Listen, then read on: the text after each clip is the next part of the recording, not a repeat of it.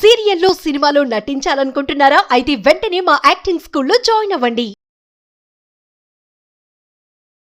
నమస్తే రమగారు. నమస్తే జయ. రమగారు, ఏదైనా నోవెల్ చెప్పుకుందామా? మాదిరెడ్డి సులోచన గారి కథలు చెప్తానన్నా కదా, భిన్న ధృవాలు బాగుంటుంది. చిన్నప్పుడు చాలా ఇష్టం ఇది నాకు. ఓకే. బాగుండేది, మంచి కథ, బాగా రాశారు. చిన్న తెలంగాణ మాండలికం, కొద్దిగా అక్కడక్కడ హైదరాబాదు కల్చరా? కల్చరు, హైదరాబాదు బ్యాక్గ్రౌండ్స్ ఎక్కువ అవి కనపడతాయి. ఈ భిన్న ధృవాలు కూడా పుస్తకం మనకి స్క్రిప్ట్లో దొరుకుతుంది. హాయిగా చదువుకోండి. కొనుక్కోగలిగితే ఎంత మంచిదో. నవోదయ బుక్ హౌస్లో 100% దొరుకుతుంది.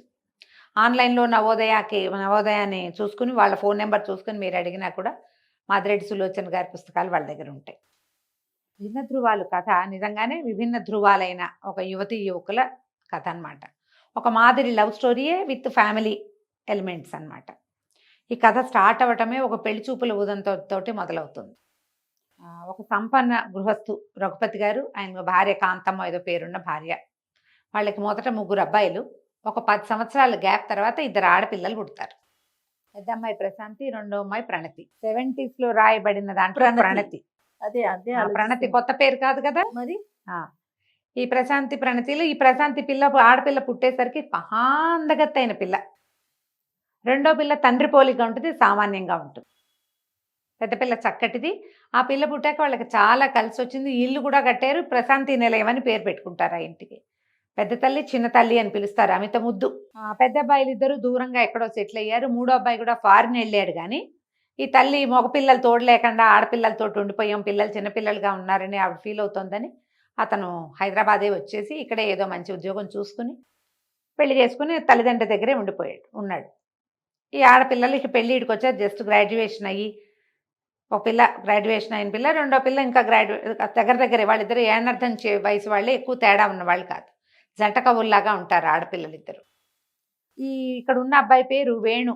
అతని ఫ్రెండు ఇతనితో పాటు అమెరికాలో ఉన్న కొంతకాలం ఉన్న అతను కూడా ఇండియా వచ్చి ఇక్కడ ఏదో ఉద్యోగంలో స్థిరపడ్డాడు. సామాన్య కుటుంబీకులు, కానీ ఫారిన్ రిటర్న్డ్. ఓ ఇంపాలా కారు అది మెయింటైన్ చేస్తున్నాడు. అతనికి చెల్లెల్ని ఇవ్వాలని ఉద్దేశం. ఈ ప్రశాంతిని చూడడానికి వస్తున్నాడు అతను. అదే ఈ కథ స్టార్టింగ్ అన్నమాట. అయితే పంపిస్తాడు చెల్లెల్ని అతనితో పాటు, కాసేపు బయటికి వెళ్ళి మాట్లాడుకోమని. 70s లో బయటికి వెళ్ళి మాట్లాడేది ఉంది. ఎంత ఫార్వర్డ్గా ఉన్నారు రమ్మగారు.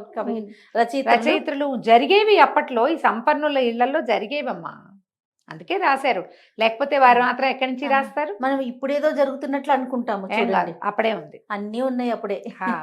అయితే తీసుకెళ్ళి మాట్లాడితే ఆ అమ్మాయికి అతని ధోరణి ఏమీ నచ్చదు. ఆ పిల్ల సహజంగా అందమైనది, కానీ మగవాళ్ల పోకడలు నచ్చే గుణం కలిగింది కాదు. మంచి అల్ట్రా ఫ్యాషన్గా ఉంటుంది. షార్ట్ హెయిర్, చక్కగా లిప్స్టిక్, స్లీవ్లెస్ శారీస్, బ్లౌజులు, చీరలు, ప్యాంట్లు, స్టైలిష్గా ఉండటం. కానీ ఐడియాలజీ మాత్రం పురుషోత్తముడు కావాలి ఆ అమ్మాయికి. ఈ ఫ్యాషన్ పేరుతో వేషాలు వేసేవాళ్ళు పనికిరారు, పెద్దల పట్ల గౌరవం లేని వాళ్ళు ఆ అమ్మాయికి నచ్చరు. ఒక డిఫరెంట్ ఐడియాలజీ ఉన్న అమ్మాయి, చూడ్డానికి మాత్రం చాలా మోడర్న్గా కనపడుతుంది. ఈ విద్యాసాగర్ నాకు నచ్చలేదు అని నిర్ద్వంద్వంగా చెప్పేస్తుంది. అతనికి చాలా ఆశాభంగం కలుగుతుంది. పిల్ల అందగత్తె, అంత అందమైన ఇంటికి పెద్ద ఆడపడుచుని పనికిరాదని ఎవరు అనుకుంటారు? కావాలని కోరుకుంటారు ఎవరైనా. అప్పుడేంటి, ఈ ఆస్తి ఎంత వస్తుంది? ఈ అమ్మాయి పేరు మీద ఉన్న డబ్బంతా అమ్మాయికే వస్తుంది. ఇవి ఉంటాయి కదా. అయితే ఈ చెల్లెలు ఏమంటుంది, చక్కగా కారు ఉంది కదే అంటుంది. నీకు అత కారు నచ్చితే చేసుకో, నువ్వు నాకు నచ్చలేదు, నాకు అతను అట్లా మాట్లాడితే నచ్చలేదని చెప్తుంది. అయితే వీళ్ళు అడిగితే ఏం బాగుంటుంది అని అడిగేసరికల్లా రెండో అమ్మాయిని చేసుకోవడానికి సిద్ధపడతాడు అతను. ఈ ఫ్రెండ్కి అర్థం కాదు, పెద్ద అమ్మాయి కోసం ప్రాణాలు, వీళ్ళ అన్నయ్యకి వేణుకి అర్థం కాదు. పెద్ద సౌందర్యవతి అయిన ప్రశాంతి కోసం ప్రాణం వదిలేస్తానన్నవాడు సామాన్యంగా ఉన్న చిన్నపిల్లని అడుగుతాడేమిటి? వీడి ద్వంద్వ వైఖరి, వీడిని ప్రశాంతి కాదనుకోవటమే మంచిదైంది అనుకుంటాడు. కానీ మంచి ఉద్యోగం, పైగా రెండో పిల్లకి అతను నచ్చాడు. సంబంధం కుదిరి చేసుకుంటారు, పెళ్లి కుదిరి చేస్తారు. పెళ్లి కుదిరిన దగ్గర నుంచి అతను రంగు మారిపోతుంది. అవి కావాలి, ఇవి కావాలి, బోల్డ్ అని డబ్బులంతా తనకి ఇస్తారా ఇవ్వరా, మాకెంత వాటా వస్తుంది, ఇలాంటివి వచ్చేస్తాయి. ఈ ఫ్రెండ్కే ఆశ్చర్యంగా ఉంటుంది. అయితే ఇతనికి ఒక వేణు పెళ్ళయింది కదా ఆఖరి అబ్బాయికి. అతని భార్య వాళ్ళ అక్కయ్య కొడుకు పుట్టినరోజుకి వెళ్తూ ఎవరు లేరు తోడని ఈ పెద్ద ఆడపడుచుని తీసుకెళ్తుంది ప్రశాంతి. తీసుకెళ్తే ఆ బర్త్డే పార్టీలో ఒక చిన్న అపశృతి ఎదురవుతుంది. ఒక కుర్రాడు ఎవరో ఈ అమ్మాయితో ఏదో విచిత్రంగా మాట్లాడతాడు, చెంపకాయ కొట్టేస్తాడు. ఆ టైంకి ఎవరు వస్తారు? ఈ అమ్మాయి వదిన పేరు ఏంటంటే సునంద. సునంద వాళ్ళ పిన్ని కొడుకు కూతురు వస్తారు. అతని కోసం వీళ్ళందరూ వెయిట్ చేస్తుంటారు. మన్మోహన్ అతని పేరు. ఆ మోహన్ అందరూ మను కోసం చూస్తున్నాం అంటారు. తీరా వీళ్ళందరూ ఎదురు చూస్తున్న వాడు ఎవరంటే అతను ఒక లాల్చిగా వేసుకుని పంచ కట్టుకుని వస్తాడు. అప్పట్లో తెలంగాణలో పంచలు లాల్చీలు చాలా సహజమైనవి, కానీ అంటే కొంచెం ఫ్యాషనబుల్ కాదు. అప్పటికే ఫ్యాషన్లు వచ్చేసినాయి హైదరాబాద్లో 70s. అబ్బా ఈయన కోసమా, పండితరాయల కోసమా వీళ్ళు చూస్తున్నారు అనుకుంటుంది.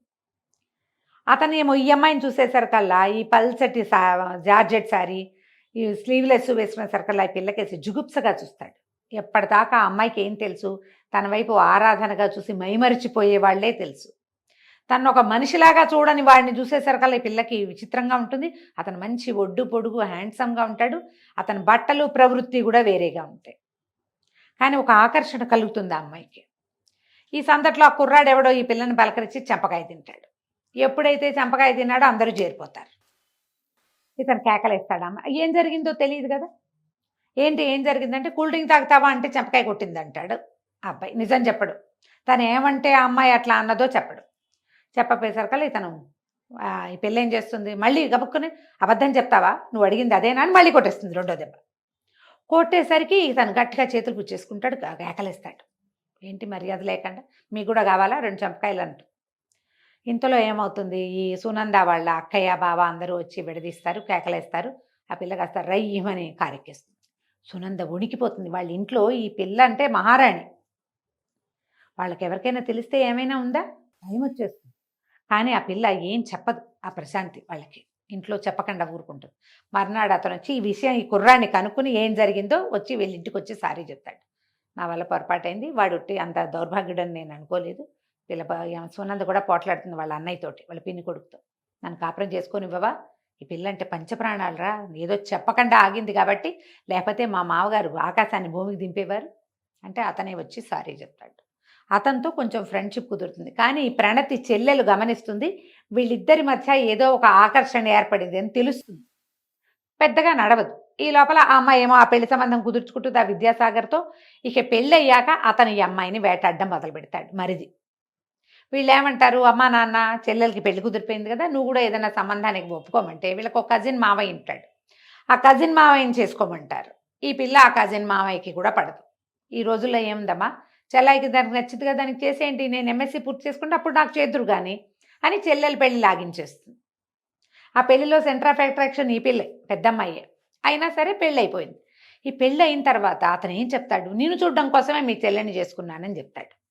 చెప్పేసరికి సాచి కొడుతుంది. ఇక అతను మర్చిపోడు దాన్ని. భార్యని ఇంటికి తీసుకెళ్ళాక ఈ వదిన గారి మీద అవాకులు చెవాకులు చెప్పేస్తాడు పెళ్ళానికి. భార్యని బాగా ముద్దుగా చూస్తాడు. మా ఆయన అబద్ధం ఎందుకు చెప్తాడు అనుకుంటుంది. ఇంటికి తీసుకొచ్చి అమ్మకి చెప్తుంది, ఎవరినో ప్రేమించింది, మా ఆయనే స్వయంగా చూశాడు, బతిమలాడింది నన్ను పెళ్లి చేసుకోమంటే మా ఆయన చేసుకోనని, మా ఆయన అక్కని రిజెక్ట్ చేసి మన కుటుంబం మీద గౌరవంతో నన్ను చేసుకున్నాడని చెప్తుంది. ఇది తిడుతుంది చెల్లెల్ని ప్రశాంతి. ఏం వాగుతున్నావు నువ్వు, మీ ఆయన ఒట్టి దౌర్భాగ్యుడు, నీ మొగుడు కాకపోతే చంపేసేదాన్ని, చెంపపగలు కొట్టినా మీ వాడికి బుద్ధి రాలేదు అనేసరిగా మా ఆయన ఎంత మాట అంటుందో చూడు, నా భర్తని ఎంత మాట అంటుందంటే తల్లి తిరుక్కునేస్తుంది. అల్లుడిని అట్లా అంటావా, మన ఇంటి అల్లుడు కదా అని కూతుర్ని ఎప్పుడు ఒక మాట కూడా అనరు కానీ చెంపకాయ కొట్టేస్తుంది కూతురు. ఇక అప్పటి నుంచి కుటుంబం అంతా వేటాడేస్తారు పెద్దమ్మాయిని. అల్లుడి మాట నమ్ముతారు. ఈ అమ్మాయికి చెడు తిరుగుళ్ళు ఉన్నాయని అప్పటిదాకా ఇది నిప్పు పొగరబోతుంది, ఎవ్వరికీ లొంగని పిల్ల ఎవరినో ప్రేమించి మోసపోయింది, అది అల్లుడికి తెలుసు. మన మీద మర్యాదతో మనకి చెప్పాడు, మన మీద మర్యాదతోటే చిన్నపిల్లని పెళ్లి చేసుకున్నాడు, స్నేహం కాదనకుండా. ఈ సినిమాతోటి ఈ పెద్దమ్మాయిని బయటికి వెళ్ళనివ్వరు, డ్రైవర్కి అన్నీ అప్పచెప్తారు, అది ఎక్కడికి వెళ్ళిందో వీళ్ళకి చెప్పాలి. అదేదో చెడు తిరుగుళ్ళకి పడుతోంది అనుకుంటారు. నిజంగానే ఆ పిల్ల నిప్పు. అన్నయ్యకి వదినకి దీన్ని నమ్మాలని ఉండదు, నమ్మాల్సి వస్తుంది.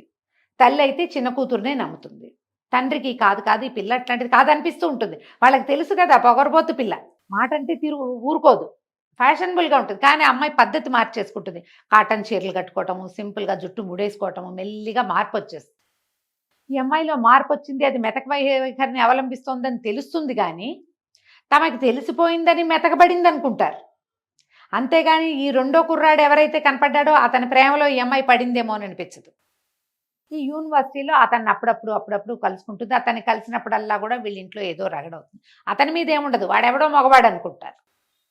చూసి ఇంకో సంబంధం కుదురుస్తారు. ఆ సంబంధం మాట్లాడేసరికల్లా ఆ సంబంధం పెళ్లి కొడుకుని ఈ విద్యాసాగర్ బయటికి తీసుకెళ్లి ఈ అమ్మాయి ప్రవర్తన మంచిది కాదని వాడికి కూడా చెప్తాడు.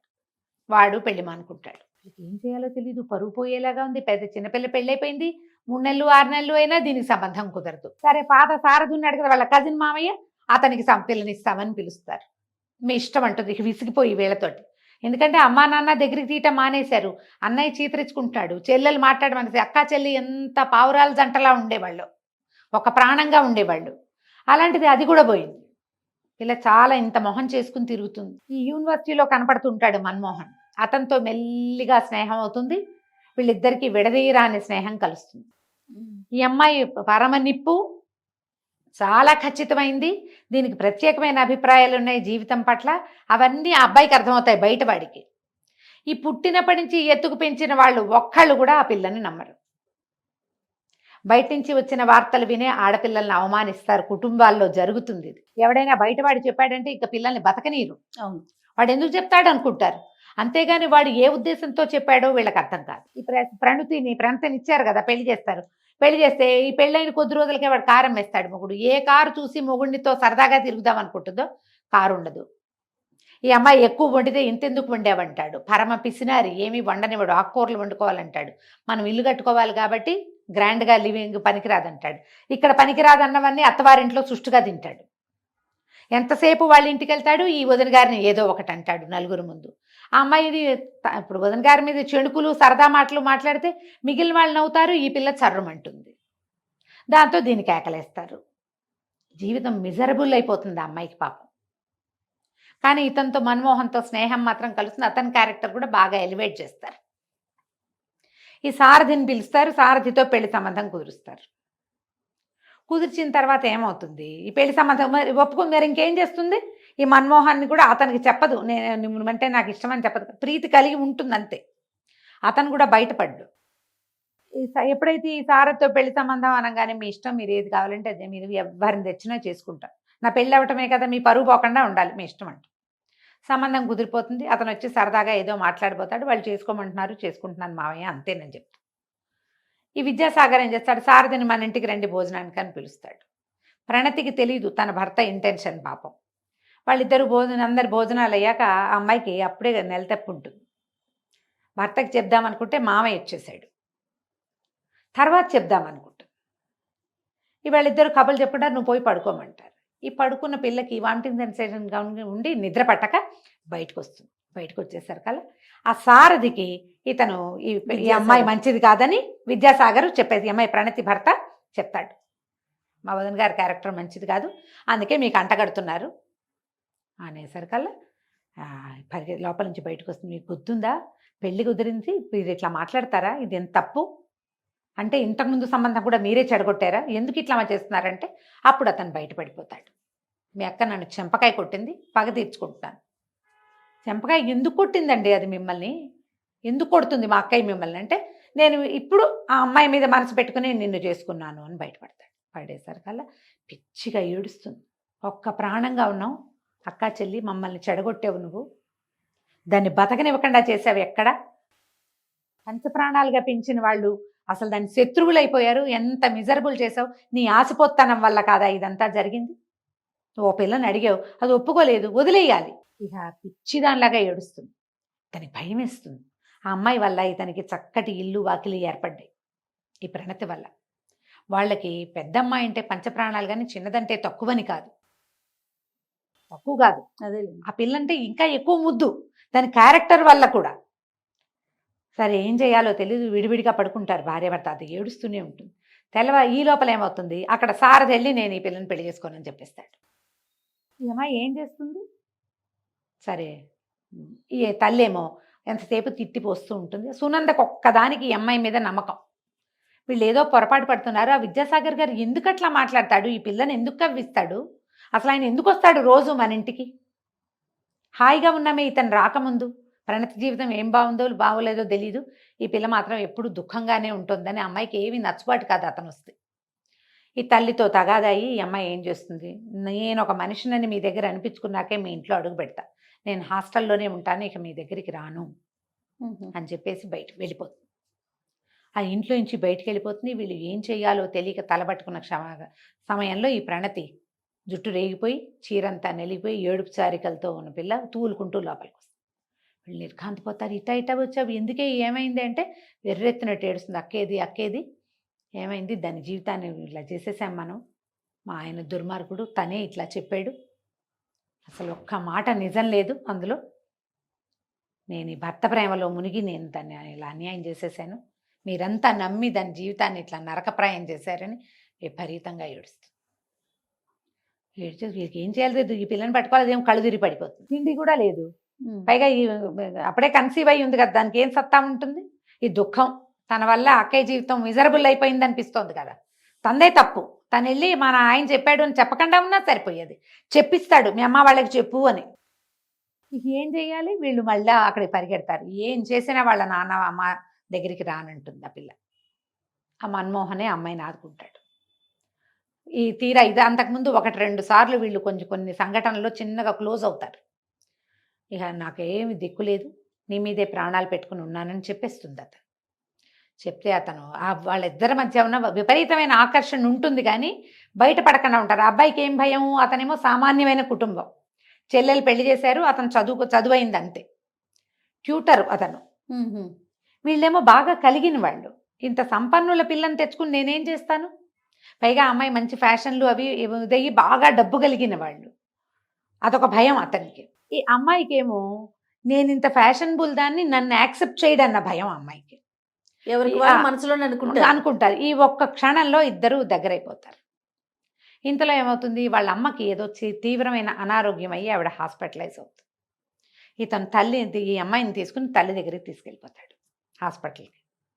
తీసుకెళ్ళేసరికి ఈ కొడుకు పక్కన అంతకుముందు 2 సార్లు 3 సార్లు వీడికి తగిన పిల్ల ఈ ప్రశాంతియే, అందంలో చక్కగా ఉంటుంది, వీళ్ళ పక్కన జోడీ బాగుంటుందని మాట్లాడుకుంటారు. కానీ కలిగిన వాళ్ళు వాళ్ళ పిల్లని మనవాడికి ఎందుకు ఇస్తారు, ఆస్తిపరుల ఇంట్లో ఇస్తారు, లేదా పెద్ద ఉద్యోగం ఉండాలి, ఫారిన్ రిటర్న్ అయితే ఇస్తారు అనుకునేవాళ్ళు. ఈ కొడుకు పక్కన ఈ కుందన బొమ్మలా ఉన్న పిల్లని చూసేసరికి ఆవిడ సంతోషం పట్టలేకపోతుంది. మెళ్ళలోంచి చంద్రహారం తీసి వేస్తుంది. కానీ తెల్లవారేసరికి ఆవిడ చనిపోతుంది. ఏం చేయాలో తెలియదు. వీళ్ళు ఇంటికి తీసుకెళ్తాడు కానీ మర్నాడు బాడీ అవి వచ్చిన తర్వాత ఈ పిల్ల ఇంట్లోనే ఉండటం, ఆ అమ్మాయి మెళ్ళలో తల్లి చంద్రహారం ఉండేసరికల్లా ఇతని చెల్లెలకి తెలిసిపోతుంది. అరుణ నీకు ఒక సంగతి చెప్పాలి అంటాడు. అనేసరికల్లా అమ్మాయి గట్టిగా ఇడిచి వద్దన్నయ్య వద్దు, ఆ అమ్మాయి కాలేం కాలు, ఆ పిల్ల అడుగు పెట్టంగానే అమ్మాయి చచ్చిపోయింది అన్నయ్య అని ఏడుస్తుంది. ఈ వినేస్తుంది ఈ ప్రశాంతి. వినేసరికి ఇక జన్మంతా నేను ఇది మొయ్యాలి కదా, బతికున్నంత కాలం వీళ్ళ అమ్మ మరణానికి కారణం నేనే, ఈ మాటనే మోసుకోవాలని ఇక నేను వాళ్ళ పుట్టింటికి నేను పనికిరాలేదు, వాళ్ళ దగ్గర నా చెడ్డ పేరే వచ్చింది, ఇతని దగ్గరకు వస్తే ఇతని పరిస్థితి కూడా ఇలాగే వచ్చిందే, కామ్గా వెళ్ళిపోతుంది బయటికి. అతను కూడా ఈ మరణం తర్వాత ఈ ఇంట్లో హడావిళ్ళు వీటితోటి ఆ అమ్మాయిని పెద్దగా ఇది చేయడు. చల్లగా ఏం చేస్తుందంటే ఈ ఎంఎస్సీ అయ్యింది కదా, చుట్టుపక్కల ఊళ్ళలో ఎక్కడ ఉద్యోగం వేకెన్సీ ఉందో చూసుకొని ఒక పల్లెటూరుకి వెళ్ళిపోతుంది. ఆ గొలుసు పొట్లం కట్టి ఇతనికి పంపించేస్తుంది. పంపించి ఉత్తరం రాస్తుంది, నేను వాళ్ళకి మా పుట్టింటికి పనికి రాలేదు, నీకు కూడా నేను చెడ్డ పేరు తేలేను, నీ జీవితం ఇంకో రకంగా వెళుతుంది, నీతో ఉన్న కొద్ది సమయం, నీతో కలిపిన అన్ని క్షణాలు నాకు నేను గుర్తుపెట్టుకుని ఉంచుకుంటాను, ఎటుపోతుందో నా జీవితం, నా దారిని నన్ను పోనివ్వు, నన్ను కట్టుకుని నువ్వు మళ్ళీ ఈ పేరు నువ్వు పెట్టుకోవద్దు, మీ చెల్లెలకి మొహం చూపించలేను నేను. ఎప్పుడైతే ఈ ఉత్తరం చూశారో వాళ్ళకి వెంటనే అర్థమవుతుంది ఈ అమ్మాయి ఇట్లా దాటేసింది అని. వెళ్ళిపోయింది అవతలకి. చెల్లెలు కూడా చాలా హర్ట్ అవుతుంది. డాక్టర్ చెప్తాడు ఈవిడికి హార్ట్ అటాక్ వచ్చే ఉంది, అందుకే హాస్పిటలైజ్ అయింది, 2వ అటాక్ వచ్చింది, సడన్గా ఏమీ జరగలేదు, వస్తుందని తెలుసు, మేము ఇచ్చిన ఇంజెక్షన్ ఆవిడని ఆపలేకపోయింది వృద్ధాప్యం వల్ల. చాలా కించగా ఫీల్ అవుతుంది చెల్లెలు భర్త. పదండి అమ్మాయి ఎక్కడుందో వెతుకుదామంటారు. అప్పటికే ట్రైన్ వెళ్ళిపోతుంది, అమ్మాయి దొరకదు వీళ్ళకి. ఈ అమ్మాయి ఒక పల్లెటూరు చేరుతుంది. సులోచన గారితో ఒక వెరైటీ స్టైల్ చెప్పే కదా నేను, చుట్టుపక్కలవన్నీ తెలియజేస్తారు. ఈ అమ్మాయి ఓ పల్లెటూరు, ఆ ఊళ్ళో ఉన్న జీవన విధానం, ఒక చిన్న లివింగ్ స్టైలు, ఒక పాతకాలపు ఇంట్లో పక్కన ఉండటం కొంచెం చూపిస్తారు. ఒకరోజు తలుపు తీసేసరికల్లా ఈ మన్మోహన్ ప్రత్యక్షం అవుతాడు. ఈ వచ్చిన కుర్రాన్ని చూసి వాళ్ళేమనుకుంటారు, ఆ కాలంలో ఏమిటి ఈ పెళ్ళిడు పిల్లలు వేరే ఊళ్ళలో ఉండటాలు అవి లేవు, పెళ్లి కుదిరిపోయి వచ్చింది అట్లా చెప్పుకుంటారు. ఆ అమ్మాయి కోసం ఒక కుర్రాడు వచ్చేసరికల్లా ఆ కుర్రాడు ఈ అమ్మాయి కాబోయే మొగుడని చెప్పుకుంటారు. ఈ అమ్మాయి నేను రాను నీతోటి అంట, నువ్వు పెళ్లి చేసుకో, వీళ్ళతో పాటు యూనివర్సిటీలో ఇంకో పిల్ల ఉంటుంది, తన వెనకాల పడి తిరుగుతూ ఉంటుంది, దాన్ని చేసుకోమంటే అంతకుముందు వీళ్ళ మధ్య ఒక కథ నడుస్తుంది. నేను అవన్నీ చెప్పట్లా, గబగబా చెప్పేస్తున్నాను. అదే అయితే ఆ కథలో ఆ పిల్లకి అతను చెప్తాడు, నీ మీద నాకు అటువంటి ఉద్దేశం లేదు, నేను పెళ్లి చేసుకోను, నాకు ఈ పిల్ల మీద ప్రేమ ఉంది, ఒకవేళ కుదిరితే కుదరకపోతే నేను ఇలాగే ఉంటా కానీ నేను మాత్రం నేను చేసుకోను. దాంతో ఆ అమ్మాయి వీళ్ళతో స్నేహంగానే ఉంటుంది. ఈ గొలుసు ఆ ఉత్తరము ఆ పిల్లే పట్టుకొస్తుంది ఈయన దగ్గరికి. ఏమనుకుంటుంది, అతన్ని అమ్మాయిని పెళ్లి చేసుకో అంటే, సరే నేను అన్ని ముహూర్తాలు అవి పెట్టుకున్నాక ఉత్తరం రాస్తాను, ఆ రోజు పెళ్లికి వస్తావా అంటాడు. త్యాగమయ్యి కదా ఈ అమ్మాయి, నేను వస్తానులే అని చెప్తుంది. సరే ఉత్తరం రాస్తాడు, పెళ్లి కూతురు సిద్ధమైంది, పెళ్లికి ఏర్పాట్లు అయిపోయినాయి రమ్మంటాడు.